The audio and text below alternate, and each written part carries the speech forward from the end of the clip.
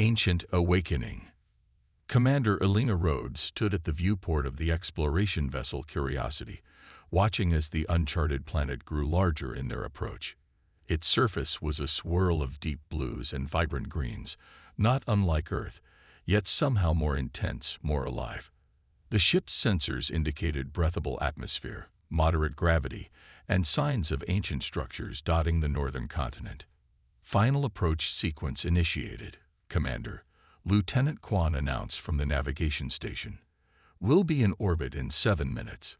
Elena nodded, her dark eyes never leaving the view. After 15 years in the United Earth Space Command, she'd learned to trust her instincts, and something about this planet pulled at her, a sensation she couldn't quite explain, like recognizing a place you've never been. Any response to our standard greeting protocols? She asked, finally turning to her communications officer. Negative, Commander. No artificial signals detected on any frequency, replied Officer Dias. If anyone's down there, they're not talking. The mission brief had been straightforward. Investigate anomalous energy readings from this previously unexplored system at the edge of human-explored space. The readings had been detected during a routine astronomical survey, faint but distinctly artificial. For a species still finding its footing among the stars, any sign of advanced technology was worth investigating. Human expansion had been slow since first contact 50 years ago. The discovery that Earth was not alone in the galaxy had been exhilarating, then sobering. The established spacefaring species, the crystalline Ardani, the collective consciousness of the myth, the insectoid Vesperi, all regarded humans as newcomers, barely worth diplomatic consideration. Technologically behind, biologically unremarkable, humans were tolerated rather than respected in galactic affairs. Landing team, prepare for deployment, Elena announced over the ship-wide comm. Standard exploratory protocols. Dr. Okafor, I want you with me on this one. When they finally sat down near one of the larger structural formations, Elena felt the pull even stronger. The ruins rose from the landscape like broken teeth, massive slabs of unknown material that seemed to absorb and reflect light in impossible ways.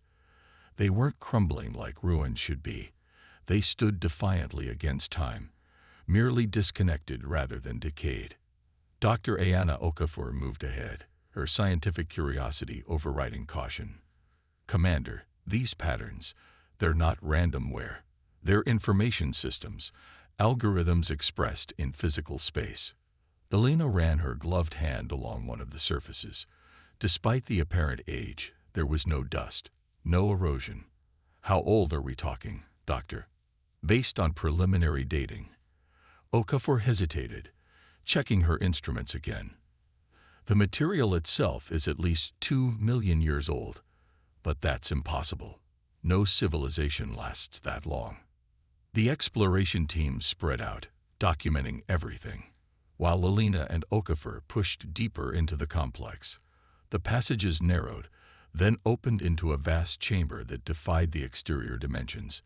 Inside stood a single pedestal, atop which floated a pulsing sphere of what appeared to be liquid light. It's some kind of beacon, Okafor whispered, her instruments frantically collecting data, but dormant, powered down to minimal output. Elena approached slowly, drawn by an instinct she couldn't name. Any indication of how to activate it? Control interfaces? None that I can detect. But, Commander, I strongly advise against direct contact with unknown. But Elena had already reached out, her hand hovering just above the sphere's surface. She would later describe it as the most natural gesture she'd ever made, like reaching for something that belonged to her. The moment her fingers touched the light, the entire chamber transformed.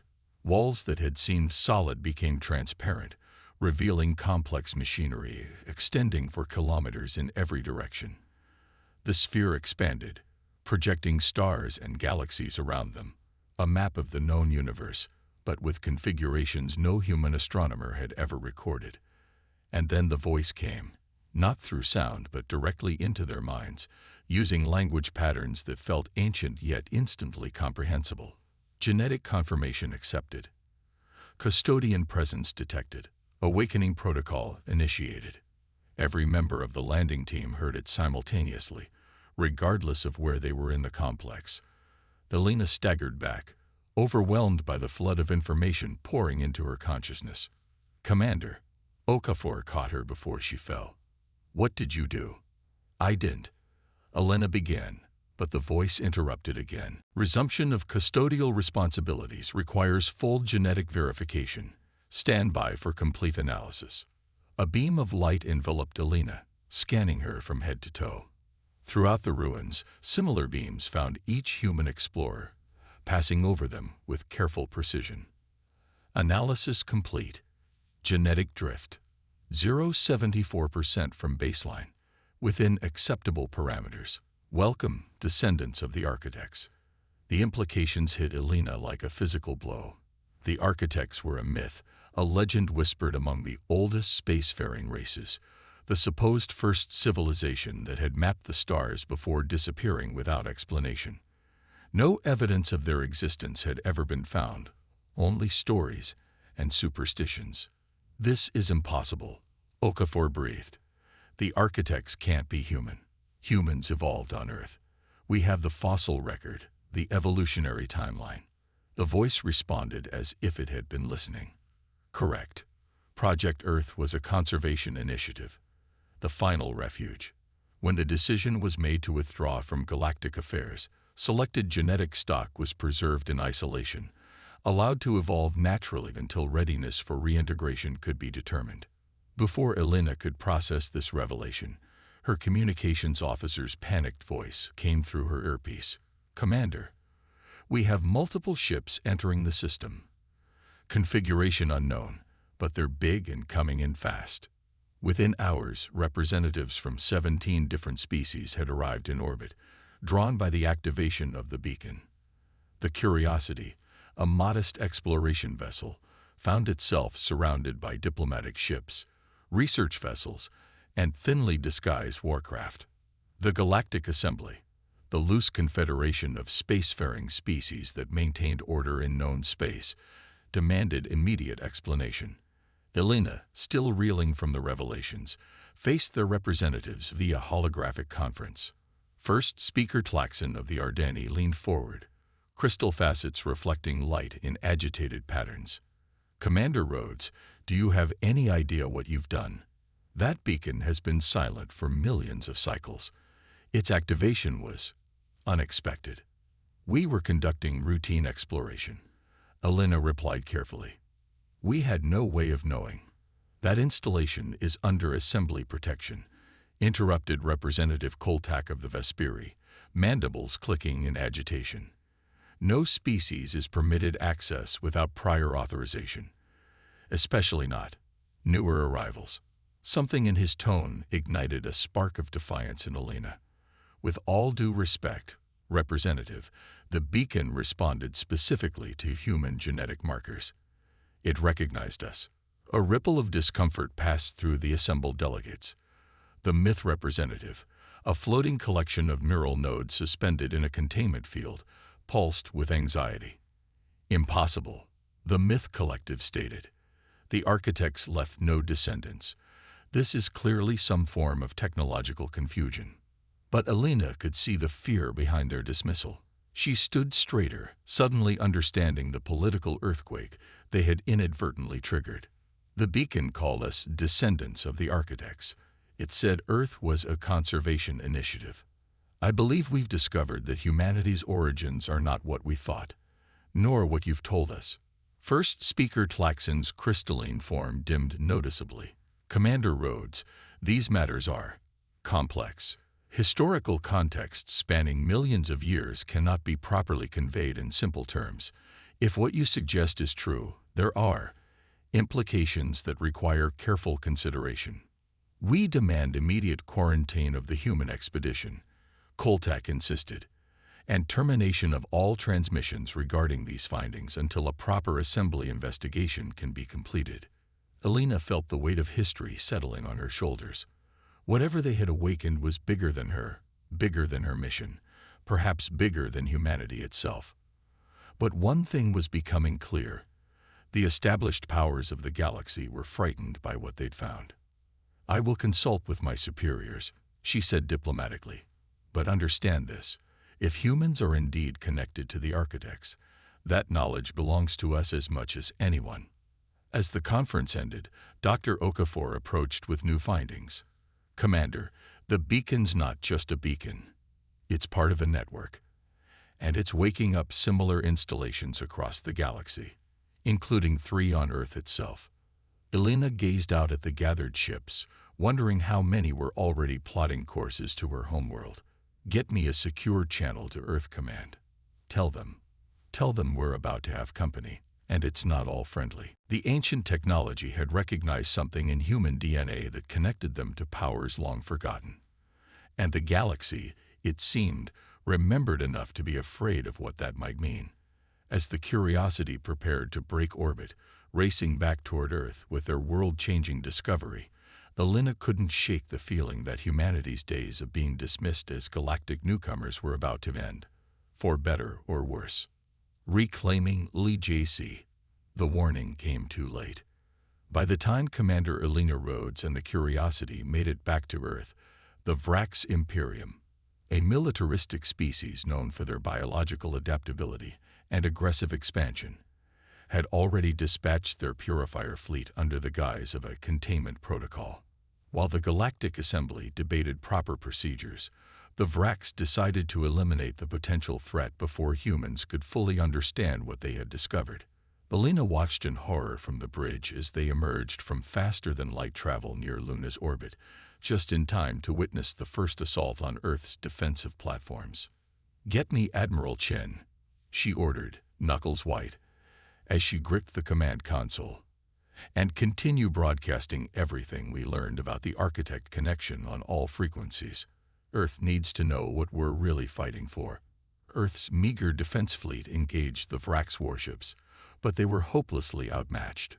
Humanity had focused on exploration rather than warfare since joining the galactic community, naively believing that the Assembly's peacekeeping protocols would protect them. "Commander Rhodes." Admiral Chen's weathered face appeared on screen, background shaking as his command center absorbed impact after impact. "Your timing is impeccable. Care to explain why half the galaxy seems determined to wipe us out?" Elena quickly outlined their discovery: the ancient beacon, humanity's connection to the legendary architects, and the fear it had sparked among the established powers. "They're afraid of what we might become," she concluded. "The architects were said to possess technology that could reshape reality itself. If we're their descendants." The Admiral's expression hardened. "That explains the 3 alien structures that just activated in Antarctica, the Gobi Desert, and the Mariana Trench. They appeared out of nowhere, like they were always there but somehow hidden from detection." "Those would be the Earth installations Dr. Okafor detected through the beacon network," Elena confirmed. "Admiral, I believe there's some kind of defense or restoration system. If we can reach them." "That's your mission now, Commander," Chen interrupted as another explosion rocked his command center. "The Curiosity is the only ship we have with first-hand experience of this technology.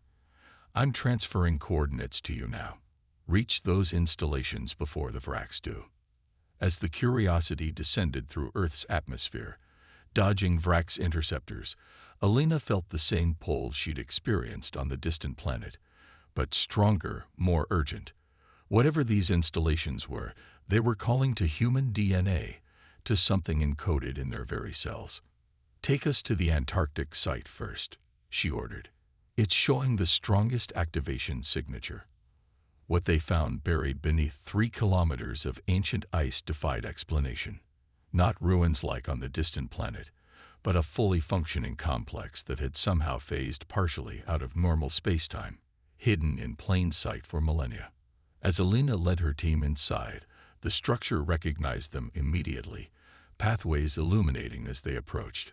At its heart lay a control chamber similar to the one they'd found before, but vastly larger and more complex. Holographic interfaces sprang to life at their presence, displaying information too fast and dense for human comprehension. It's some kind of command nexus. Dr. Okafor breathed, her scientific detachment giving way to awe. These controls, they could be managing systems across the entire planet. Elena approached the central interface, a floating geometric shape that pulsed with internal light. This time, there was no hesitation. She placed her palm against it, and the connection was immediate. Images flooded her mind. Earth, not as it was now, but as it had been millions of years ago.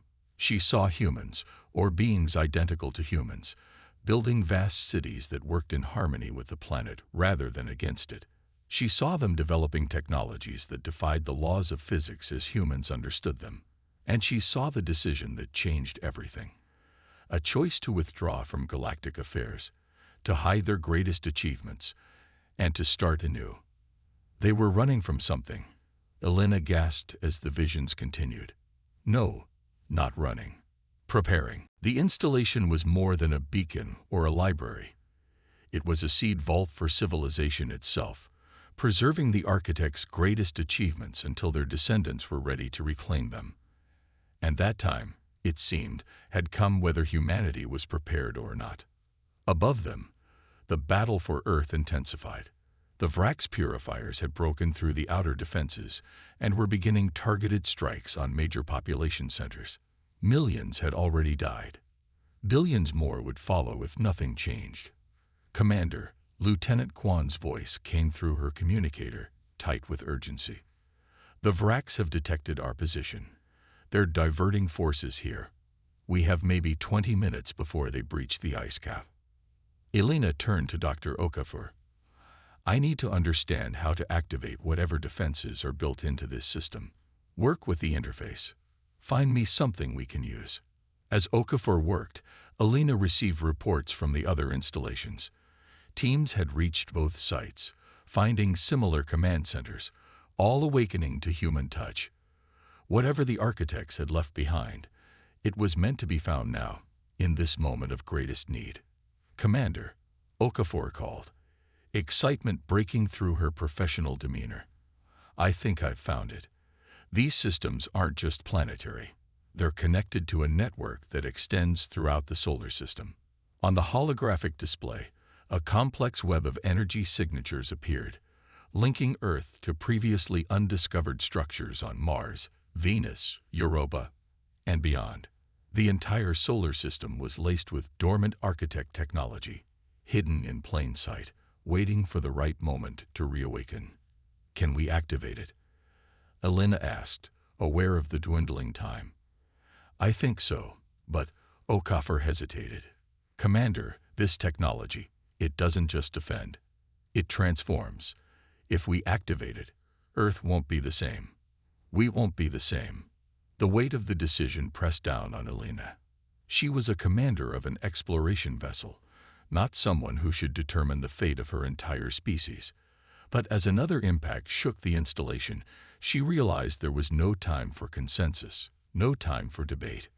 Do it, she ordered. Whatever the architects left for us, it's time we claimed it. Okafor's fingers flew across the interface, translating ancient commands into activation sequences. Throughout the installation, systems that had lain dormant for millions of years hummed to life. Deep beneath the surface of the Earth, reactors powered by principles humanity had yet to discover began generating energy on a scale previously unimaginable. Above them, the first Vrax landing craft had broken through the atmosphere, heading directly for their position. Elite shock troops, genetically modified for combat in extreme conditions, prepared to eliminate the human threat once and for all. They never got the chance. From the three installations, waves of energy pulsed outward, enveloping the planet in a field that defied conventional physics. The Vrax weapons, designed to devastate planetary surfaces, dissipated harmlessly against it. Their ships, suddenly caught in localized gravity distortions, found themselves unable to maintain position or targeting. And from Earth's orbit, from the Moon, from Mars, and the asteroid belt, hidden architect technology awakened, revealing defensive platforms and shipyards that had been concealed for millennia. Vessels of impossible design began constructing themselves, drawing materials from surrounding space through matter conversion technologies. Within hours, the balance of power had shifted completely.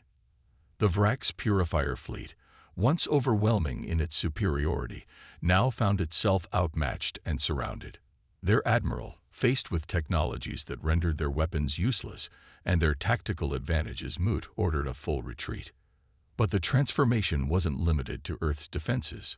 Within human bodies themselves, dormant genetic sequences began to activate, not changing humans into something else, but awakening potential that had always been there, like memory stored in DNA waiting for the right key. In the Antarctic installation, Alina felt it happening within herself, an expansion of awareness, an ability to interface directly with the architect systems without physical contact. Around her, her crew experienced similar awakenings, each according to their natural predispositions. They planned this, she realized, the truth unfolding in her newly enhanced perception. The architects didn't die out or disappear. They became us. They encoded their knowledge, their power, their very essence into human DNA, designed to reawaken when needed. Within days, representatives from the Galactic Assembly arrived, not to attack, but to negotiate. The Vrax Imperium, chastened by their defeat, grudgingly recognized Earth's new status. Species that had once dismissed humans as primitive now approached with cautious respect or outright fear. First Speaker Tlaxon of the Ardani, accompanied by an unprecedented number of senior representatives, met with Earth's leaders and Commander Rhodes aboard the newly formed architect-human vessel Prometheus. "We owe humanity an apology," Tlaxon began, crystal form subdued. "The truth about the architects has been selectively preserved in our histories. We knew them as the first ones, those who mapped the stars before anyone else. But over time, as they withdrew and memories faded, it became convenient to regard them as myth. And when humans appeared," Alina suggested, "biologically identical to the beings in your oldest records, it was discomforting." The myth collective admitted the possibility that the first ones might return, that they might have planned their own rebirth through you. Many found this prospect threatening to the order we had established. Admiral Chen, now representing Earth's Unified Defense Command, leaned forward. "Let's be clear. You recognize what we might be from the beginning. That's why humans were kept at arm's length in galactic affairs, fed stories about being evolutionary newcomers." The representatives exchanged uncomfortable glances before Tlaxon responded. There were indications, certain mathematical aptitudes, adaptability patterns, genetic markers that suggested connection to the architect legacy, but nothing definitive until your Commander Rhodes activated the beacon. Alina considered what this meant for humanity's future. They had reclaimed their legacy, but that legacy came with responsibilities as well as power. The architects, our ancestors, chose to withdraw from galactic affairs for a reason, she said. They encoded their knowledge to reawaken gradually, not all at once. I believe they wanted us to earn our place among the stars, to develop wisdom alongside power. In the months that followed, humanity walked a new path. Neither conquerors nor victims, they integrated architect technology into their civilization at a measured pace, careful not to repeat whatever mistakes had led their ancestors to retreat from galactic dominance. Earth became a center of innovation once again, developing technologies that worked with the natural order rather than against it. The defensive systems remained active, ensuring that no species could threaten humanity's existence again, but they were never used for aggression. The Galactic Assembly, recognizing the shifted balance of power, reorganized itself with Earth as a principal member. Old rivalries and hatreds didn't disappear overnight, but the knowledge that humans carried the legacy of the first ones tempered the most aggressive impulses of formerly dominant species. Commander Alina Rhodes, now Admiral Rhodes, stood on the observation deck of the new architect-human embassy on Luna, watching ships from 100 worlds come and go. Dr. Okafor joined her, her mind now enhanced with knowledge that would have been incomprehensible to her just months before. Do you ever wonder, Okafor asked, if we've lived up to what they hoped for us? Elena considered the question carefully. I think that's missing the point. The architects didn't leave so we would become exactly like them. They left so we could become ourselves, with the freedom to make our own choices. They watched as a new human ship, incorporating both evolved human engineering and awakened architect principles, prepared for its maiden voyage, not to conquer, but to explore reaches of the galaxy no one had visited in millions of years. We're not the end of their story, Elena said finally. We're the beginning of ours.